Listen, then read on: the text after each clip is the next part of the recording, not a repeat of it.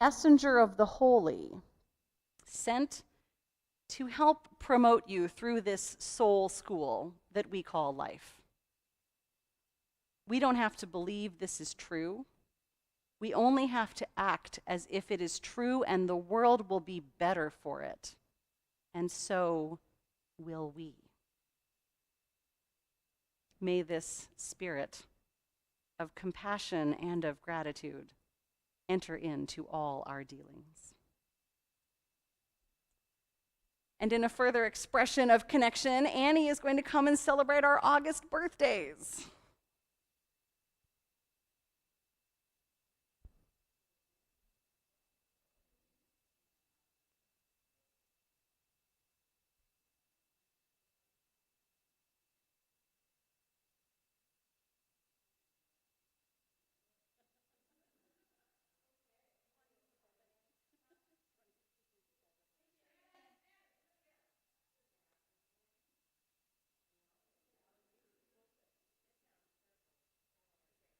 Our transmitters, I think, are not feeling hospitable this morning, so there's a little improv. That's okay. But that's okay. We have an abundance of microphones. I'm good at improv, right? Yeah. Pulpit mic, carry on. Can I please have everyone young and young at heart up front?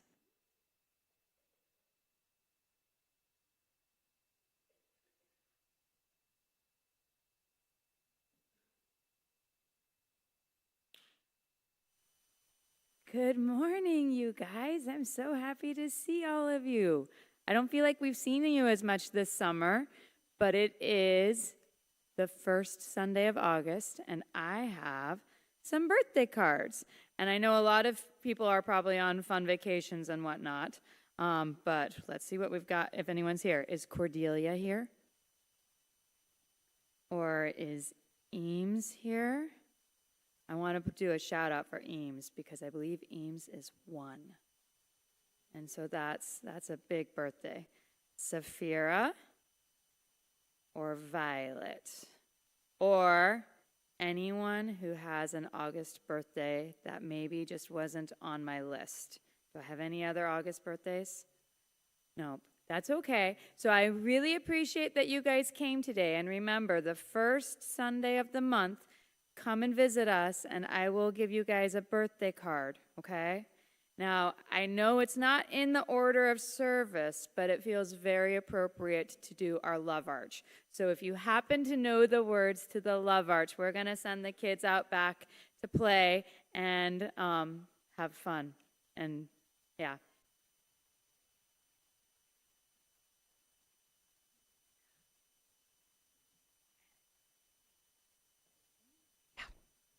Wherever you walk, walk in love. Wherever you walk, walk in peace.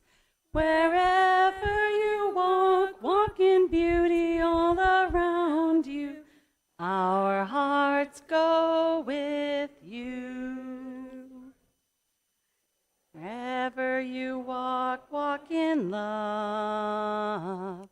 Wherever you walk, walk in peace. Wherever you walk, walk in beauty all around you. Our hearts go with you. Annie let me know that in July, y'all just sang it spontaneously without anybody saying. So we thought this morning we would name that it was probably just gonna happen. And in September, the lyrics will return to the order of service. So if you were like, I don't know that song, you will get to learn it this fall. And it's a beautiful song. It is. We love singing that. So I have double duty. Now, again, I'm Annie Jocelyn. I'm one of your Lifeline lay ministers. And we have one joy and one sorrow to share this morning. First, a sorrow. Medical bills are piling up, and I won't qualify for Social Security. And then our joy, also anonymous, is the summer has been filled with fun and adventure. I'm thankful that there's still another month left to enjoy. I hope that you are thankful for that as well. We have one last candle that we light for any joys or sorrows that are felt in your hearts, but not written or spoken today.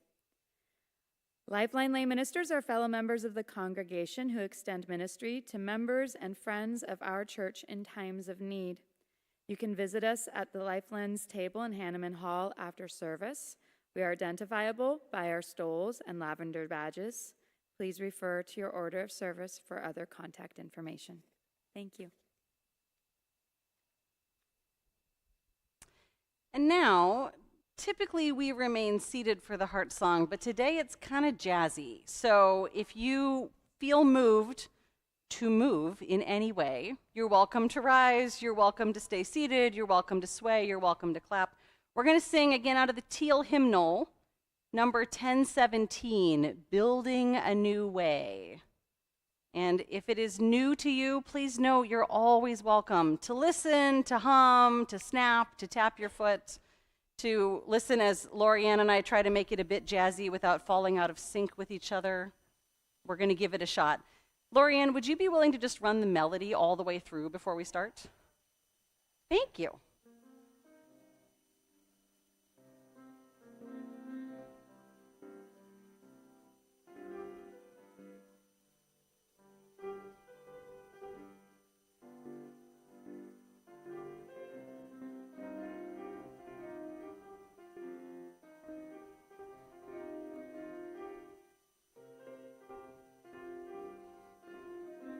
Okay, ready? We are building a new way. We are building a new way. We are building a new way, feeling stronger every day. We are building a new way. We are working to be free.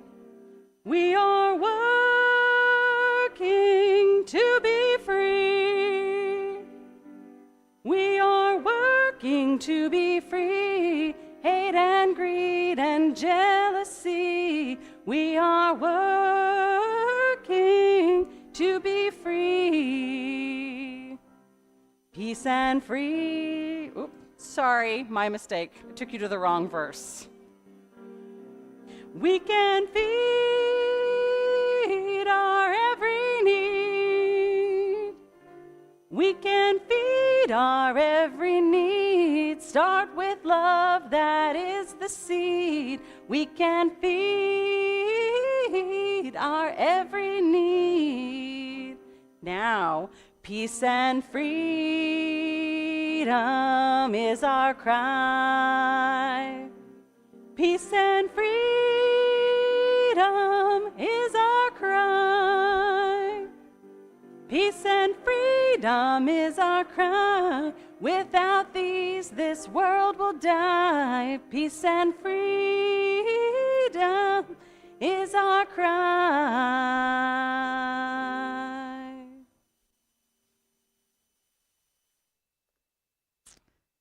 Thank you. So I believe the teachings of many cultures that perfection offends the gods. So you will notice that the reading listed in your order of service is not the reading I'm about to share. I make the order of service. I changed the reading. It's all on me, but we printed them before I made the change. So this is more from the sermon by my colleague, the Reverend Kim Crawford Harvey, titled Angels Unawares, written in 2017. Reverend Kim says, one of my favorite passages in the holy books of the Abrahamic scriptures says, "Be not forgetful to entertain strangers, for thereby some have entertained angels unawares." The idea that at any moment we might be entertaining angels, and the word angels also translates as messengers of God, should inspire us. I'm sure, she says, many of you have heard conservative Christian commentators twist the story of Sodom to fixate on that which became the word sodomy. But in Judaism and Islam and among scholars and many progressive Christians, the true sin of Sodom is understood to be inhospitality. In all three faiths' holy texts, the behavior of Abraham, or Ibrahim in the Quran, is contrasted with that of the Sodomites, the people of Sodom. Standing in the door of his tent, Abraham sees strangers approaching, and he rushes to greet his visitors and prepares a feast for them. Lucky Abraham, because the guests turn out to be angels, and they are bringing the news that his wife, Sarah, will bear him a son. Later, in Sodom, Lot, or Lut, depending on the scriptures, also welcomes these strangers and urges them to stay at his home.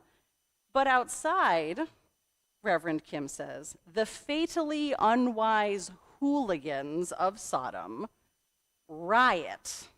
They demand that the visitors be delivered into their hands so that they might rape them. Lot's hospitality protects him from the wrath of God, which rains down on Sodom in the form of stones from the sky. To welcome strangers is to welcome God, whatever that word may mean for you. In some Christian teachings, there is a belief that one of the angels was actually a pre-incarnate form of Jesus.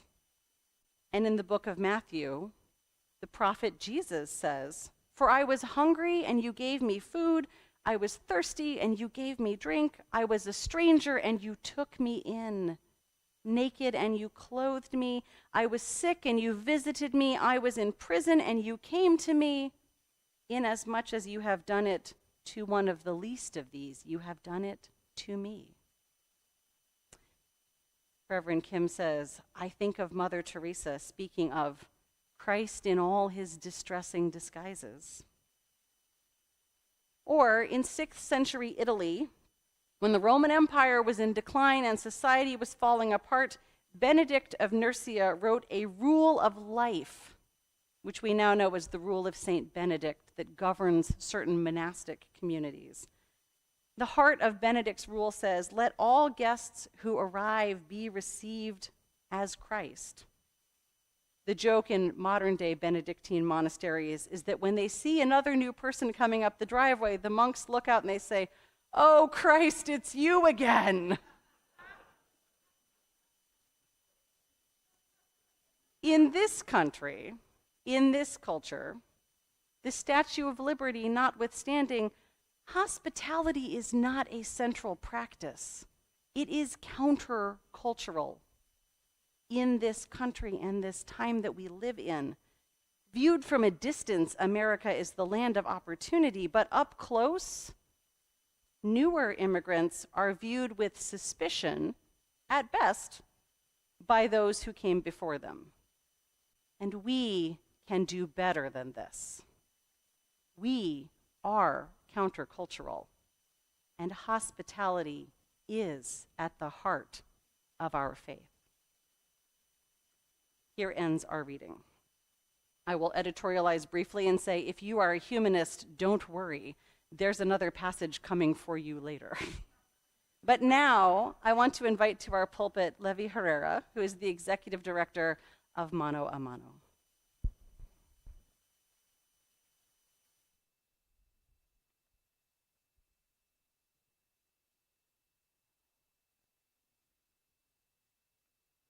Thank you, and good morning.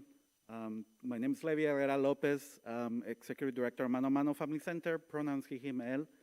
And I'm originally from Mexico. I've been living in Salem since about 1992. And first of all, I'm honored for the invitation. My experience from Mexico is growing up in a very secular, non-religious environment. And so my work is very much centered in that secular space. But that doesn't mean my life is not influenced by faith. So whenever I get a chance to be in this space, I really honor it, and I'm very careful about not being a good guest. And so I want to talk to you a little bit about what's happening in our community. And I know one thing that I have been accused of is of being a bleeding heart liberal, caring too much. And I think that says more about the person who's doing the accusing than about me. But I usually, all of the positions that I feel that I hold are a result of me studying the facts, and I have a foundation that I rely upon. So I want to talk to you about some of that, of what I've gone through to come to ask you a question, and also how I've been answering it. And that, as you saw in the program, the topic is it a responsibility to defend immigrants? One thing also that I'll say is when I accepted the invitation, I didn't realize how important today is on the calendar because of my usually secular experience. But I'll tell you why today is special and related to this experience that we're going on. So very, very much in line with what we just heard, the central point of my message today is do not become like Sodom. And before I get to this, I will tell you why I think today is very special. So August 3rd, 2025 happens to be one of the most somber days of the Jewish calendar, in which every year people contemplate the way that hate, especially when combined political polarization and jockeying for power, tears nations apart with devastating consequences. On the Jewish calendar, it's known as Tisha B'Av, so it's one of the saddest days, and like I said, where the community really looks internally and about their experience. And on this day, according to Rabbi Levi Herrera of Temple Bet Shalom from here in Salem, the Jewish community reflects on these ideas through the historical mythology surrounding the destruction of Judea by the Romans, the killing of more than half the Jewish population, and the beginning of an exile. It is a day of introspection, and every year the community takes a look at current events through the lens of this painful historical period. So many are today contemplating this in light of current American politics and the polarization and the horror of what is happening in Gaza, the West Bank, and in Israel. And hundreds of thousands of Jewish people are fasting today and committing themselves to work against hatred, polarization, and political and military domination. As Rabbi Eli says, Tisha B'Av is also a somber observance that contemplates breakdowns in communication and propaganda that have historically led to bitter periods of persecution for our people. This year holds that special grief, fear, and anger surrounding what the state of Israel is doing to Palestinians and to its own citizens, as well as the dramatic rise of anti-Jewish sentiment that is increasing worldwide. Those among us in Marion and Polk counties who have inherited a justice-centered Jewish tradition and who strive to be true to that tradition's highest aspirations are today in particular mourning the suffering of many peoples here in the United States and throughout the world. All of our destinies are really intertwined, and we are deeply interconnected and reflections of each other. All humans are really made in the divine image. Rabbi Eli continues saying that Tisha B'Av is also a time for stoking our aspirations to a repair world, a healed world, a world of peace and wholeness, a world in which we all know that we belong. And so I come to you on this very somber occasion for many among us here in the Salem Kaiser community to ask you this question that I believe is most timely. Is it our responsibility to support immigrant Oregonians in their time of need, even when some of our neighbors and even some in our government are telling us otherwise? So I want to explore, again, how I arrived to my answer by first thinking about what justice is.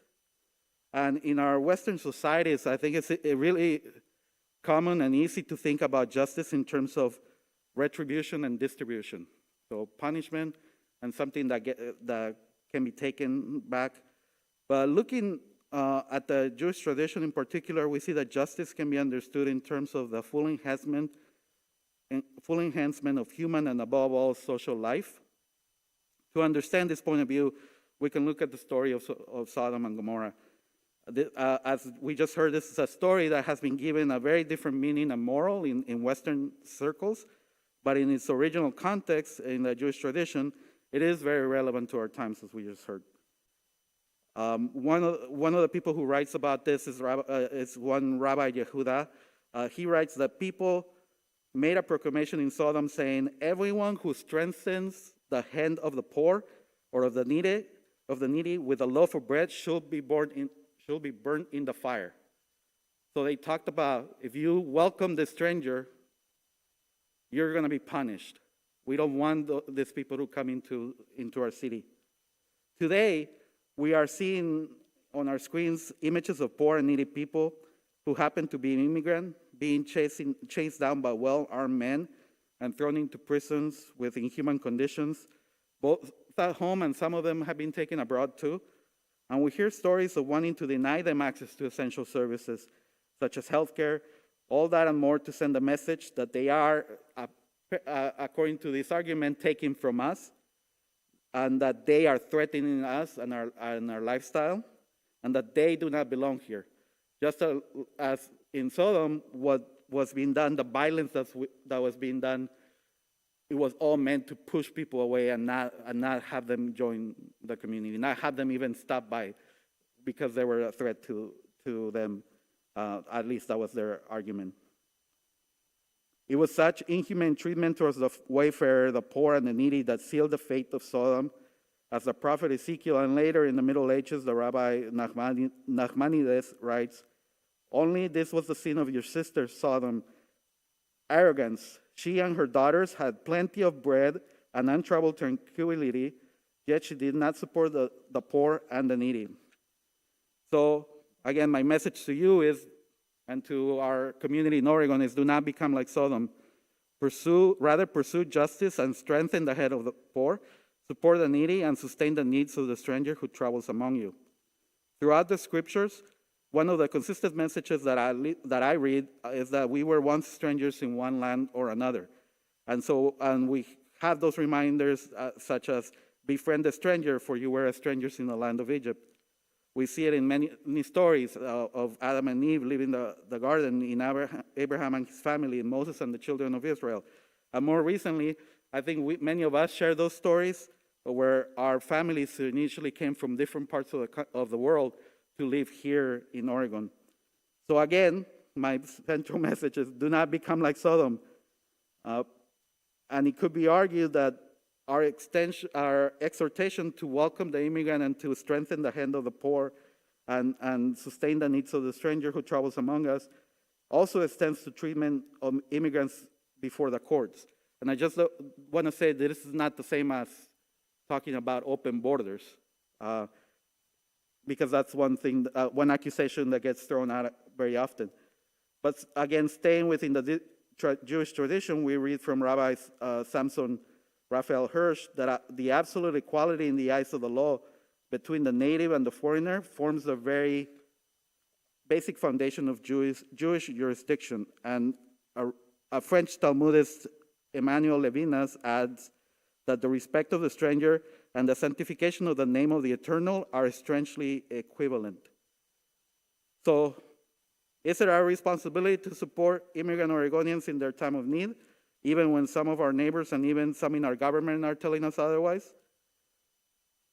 I say yes, and this is how I've come to that understanding, but also Rabbi Shmuley Jankovitz, whose writing really inspired my words today, also says yes, and that it's our responsibility also to defend this country that embraced our own families at one point and that gave those liberties to a lot of our families.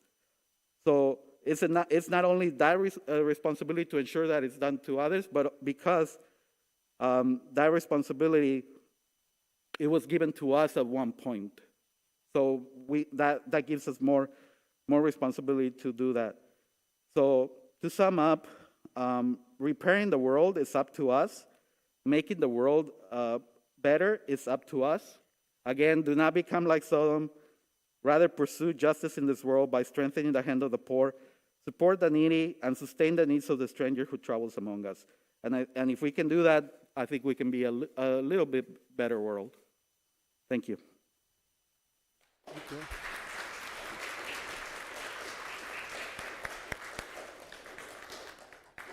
Thank you. Now, I promised I would add some words for those of you who are sitting here thinking, yes, this makes a lot of sense, but the Abrahamic traditions are not the theologies that sustain me. So if you were wondering, what do Unitarian Universalist humanists have to say about immigration justice? Behold, I bring you words from my now happily retired colleague, the Reverend Dr. Kendall Gibbons, who wrote this in 2012. At the heart of every religious tradition is the fundamental insight that we are called upon to welcome the stranger, to share our prosperity, and to put the well-being of humanity ahead of the sovereignty of nation states. And the most rational of humanist logic must conclude that on our shrinking globe, it makes no sense to build walls against each other, either physically or legally.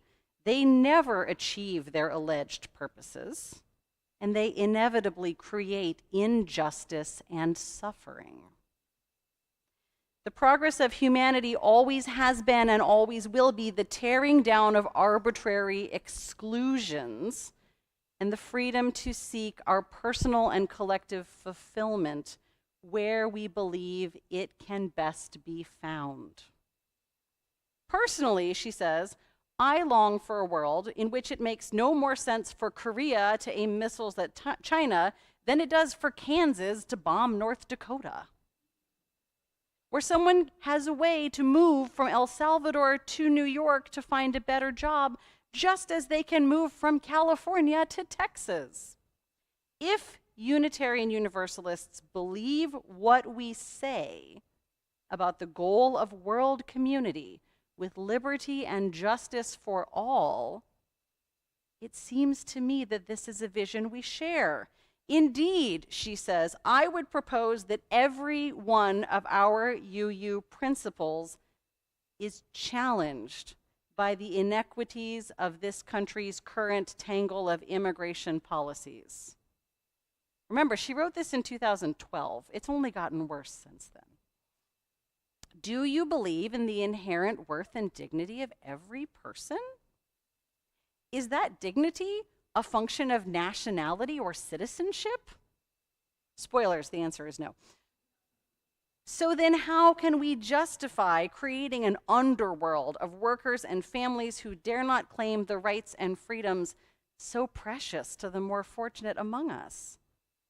How can we let it be okay that thousands of people die every year in the deserts and on the seas around our borders, trying desperately to share in the life we have demonstrated is possible? Do you believe in acceptance and encouragement? Then why do we separate families, forcing children to grow up without their parents and partners to struggle alone across the world from each other for years on end? How does this help us accept and befriend those who are different from ourselves?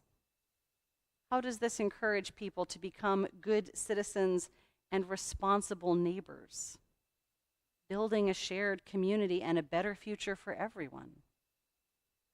And do you believe in freedom and responsibility? She asks.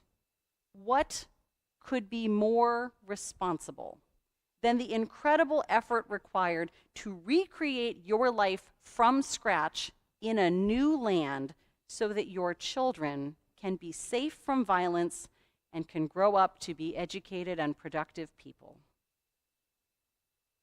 Do you believe in justice, equity, and compassion? The immigration policy and practices of the United States government as they presently exist, again in 2012, worse now, are neither just nor equitable nor compassionate, but rather arbitrary, discriminatory, and the cause of suffering. And do you believe in democracy? True democracy includes the voices and the votes of everyone who is affected by a decision and continually strives to expand its franchise. Do you believe in the interdependent web of all existence? If so, the future of our one nation cannot be separated from the fate of the planet as a whole and the well-being of all our neighbors. For in the end, she says, if our liberal faith teaches us nothing else, it surely teaches us this, that there is no us and them. Only evil ever results from thinking that humanity can be divided into those who matter and those who don't. We are in it together. For whatever this life and this world are worth, and the doors to injustice open wide whenever we start to believe that there are certain people who need not be treated in the ways that we have agreed we must treat each other. So that aged well. Reading these words from Kendall, written 13 years ago, reminds me that this has always been part of our calling, in times when it has felt urgent and in times when it might have felt easier to ignore. And her words remind me also of one of my favorite lines from the progressive Christian minister, the Reverend William Sloane Coffin, who for years ended every worship service by reminding his congregation that, quote, the world is now too dangerous for anything but truth and too small for anything but love. 40 years after he taught those words, in a world that only seems to be getting smaller and more dangerous, let us keep on answering the calls of truth and love. May it be so. Will you join with me in a spirit of meditation, prayer, reflection, whatever is your practice, as I share these words from Jessica Vasquez Torres of Interfaith Worker Justice. Source of life, who is known by many names, overturner and illuminator of hearts, we gather with gratitude for the earth and all who journey on it. We give thanks for the interconnectedness of all creation. We ask for support for those without support.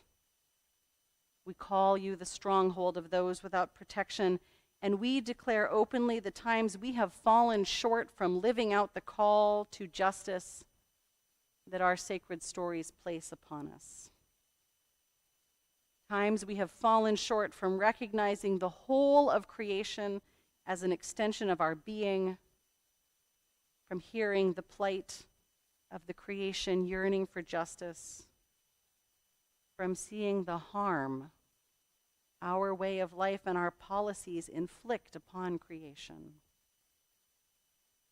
Source of wisdom, who is known by many names, the prophet Muhammad asks, what actions are most excellent?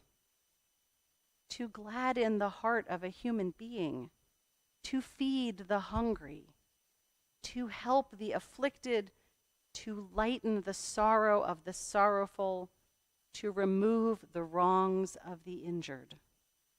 Let us not forget. The psalmist asks, who is fit to hold power and worthy to act in God's place? Those with a passion for the truth who are horrified by injustice, who act with mercy to the poor and take up the cause of the helpless, who have let go of selfish concerns and see the whole creation as sacred. Let us not forget. Jesus of Nazareth asks, what is the greatest commandment? To love your Creator, to love your neighbor, to undermine oppressive powers with life-giving actions, to be in solidarity with all who suffer, to act for justice, and to teach others to act for justice. Let us not forget. source of direction, who is known by many names in our daily living, let us be guided by the highest estimate of the worth and dignity of every person, regardless of their legal status. And let us not forget that the creation is founded on justice and that we have the moral responsibility to bring forth justice into these times. May it be so.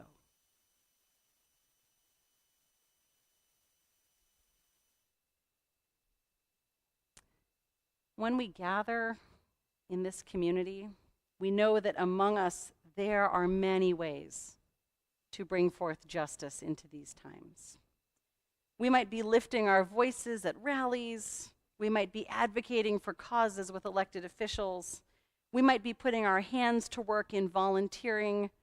We might be feeding our neighbors. We might be comforting those who sorrow.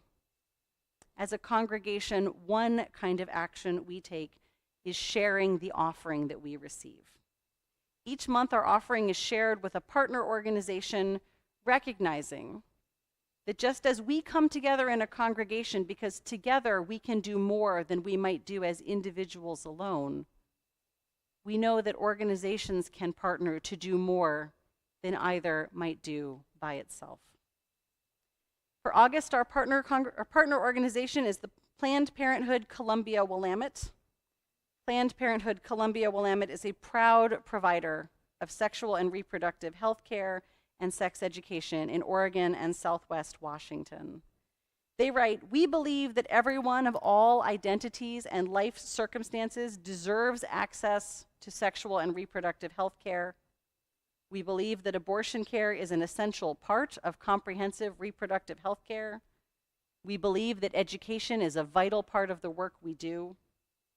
Sex education empowers young people, families, and community members with essential life skills, positive attitudes, and values needed to realize their health and well-being. We believe," they write, "everyone deserves a safe and affirming space to make decisions about their bodies. We believe in advocating and protecting reproductive rights and freedom for all."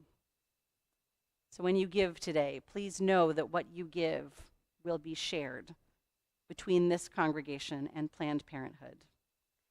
And if you have brought food with you to go to Marion Polk Food Share, another of our partners, you're welcome to place it in the wagon here. If you are here in the sanctuary, you will note that there are offering bags that are going to be passed around. You can put cash or check into those.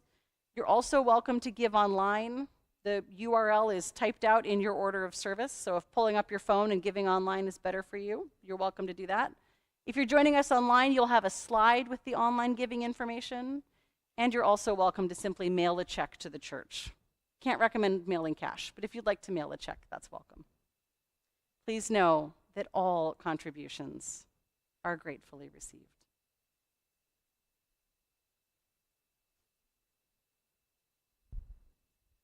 I forgot to look meaningfully at Maeve, but Maeve's here now. That's okay. Lorianne looked at me meaningfully. It works out.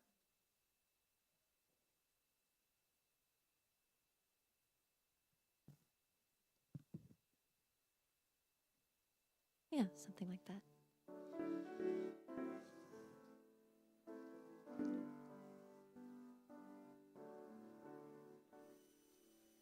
You're feeling nervous, aren't you, boy? With your quiet voice and impeccable style. Don't ever let them steal your joy or your gentle ways just to keep them from getting wild. They can kick dirt in your face, dress you down, or tell you that your place is in the middle, 'cause they hate the way you shine. I see you tugging on your shirt, trying to hide inside of it, hide how much it hurts. Let 'em laugh while they can. Let 'em spin, let 'em scatter in the wind. I have been to the movies, I've seen how it ends, and the jokes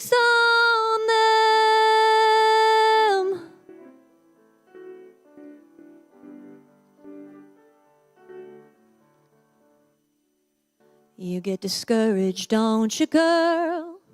It's your brother's world for a while longer. Gotta dance with the devil on the river to beat a stream. Call that living the dream, call it kicking the ladder. They come to kick dirt in your face, to call you weak and then displace you after carrying your baby on your back across a desert. I saw your eyes behind your hair, and you're looking tired, but you don't look scared. You let 'em laugh while they can. Let 'em scatter in the wind. I have been to the movies, I've seen how it ends, and the joke's on them.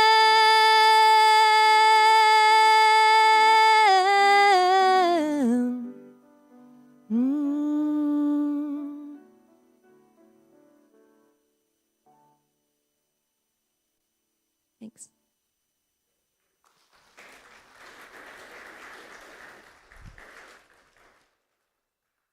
Thank you, Maeve. Thank you, Lorianne.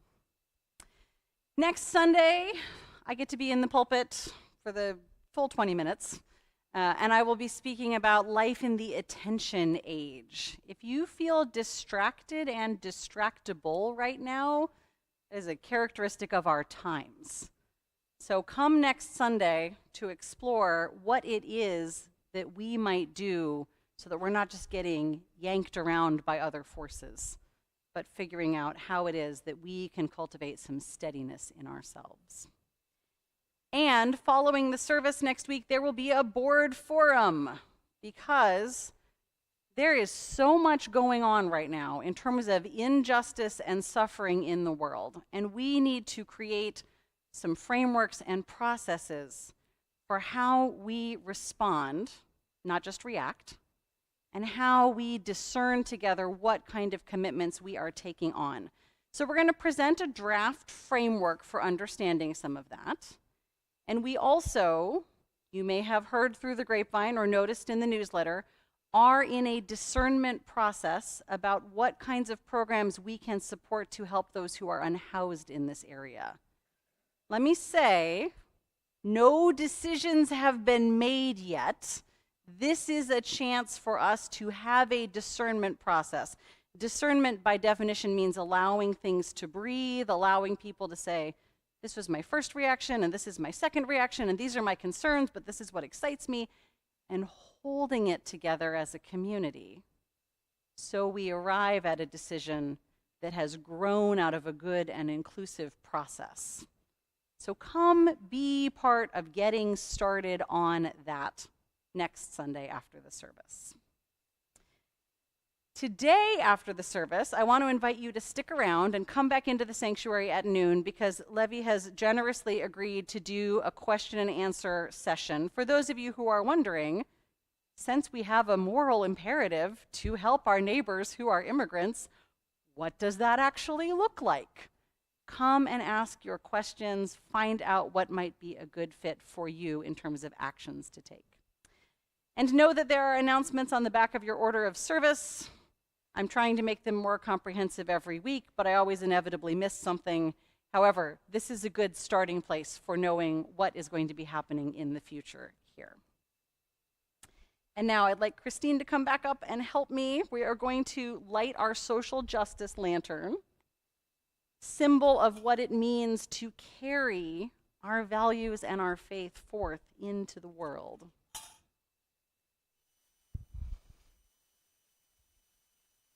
We light this lantern, symbol of the commitment to carry forth what we have heard and contemplated and felt here, and to make it real in the broader world. And after we have lit this lantern, we will release the flames from our chalices, marking the close of this time of worship. My colleague, Reverend Kim, whose sermon I read from earlier, always ended her worship services with this declaration: the service begins when the service ends. So let us prepare to go forth, to be of service to each other, to our community, and to our world. Please rise one more time, teal hymnal in hand, in body, in voice, or in spirit, to join in singing hymn number 1018, Come and Go With Me.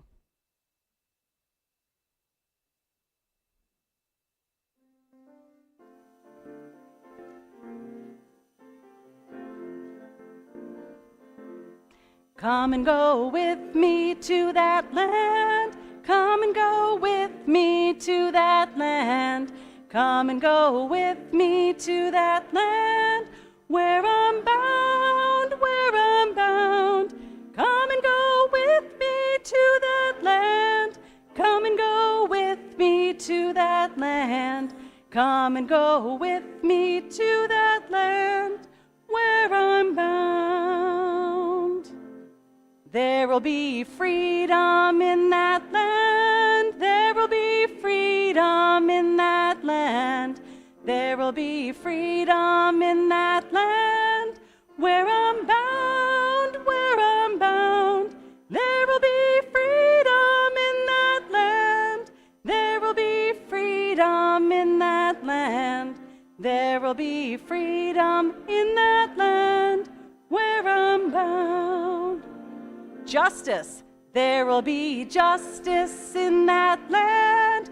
There will be justice in that land. There will be justice in that land where I'm bound, where I'm bound. There will be justice in that land. There will be justice in that land. There will be justice in that land where I'm bound. Singing. There will be singing in that land. There will be singing in that land. There will be singing in that land where I'm bound, where I'm bound. There will be singing in that land. There will be singing in that land. There will be singing in that land where I'm bound.